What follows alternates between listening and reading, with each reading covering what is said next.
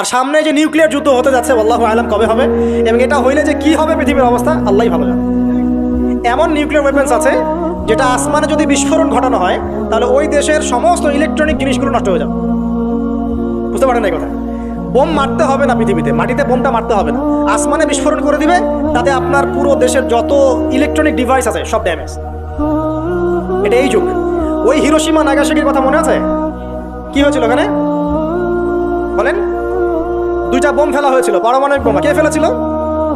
কে ফেলেছিল? আমেরিকা। আচ্ছা, ওই বোম দুটার নাম কি?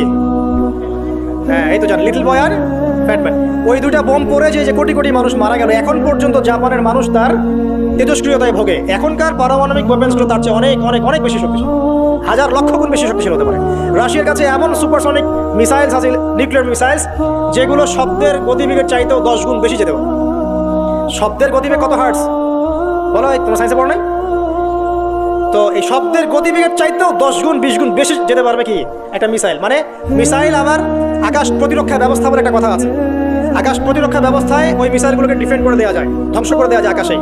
ওই প্রতিরক্ষা ব্যবস্থাও ধরতে পারবে না কত জোরে মিসাইল যাচ্ছে, পুরো ব্যাসাকার হয়ে যেতে পারে। আল্লাহু আলাম, আল্লাহ ভালো জানেন। তবে এটা সময়ের ব্যাপার মাত্র যে বিশ্বে একটা ভয়ঙ্কর প্রলয়কারী কিছু একটা হতে যাচ্ছে। বলবো যে ভবিষ্যৎবাণী করে বেড়াচ্ছে। ভবিষ্যৎবাণী করি নাই, আপনার বর্তমান সম্পর্কে জ্ঞান নাই বলেই বর্তমানকে আপনার ভবিষ্যৎ মনে হয়।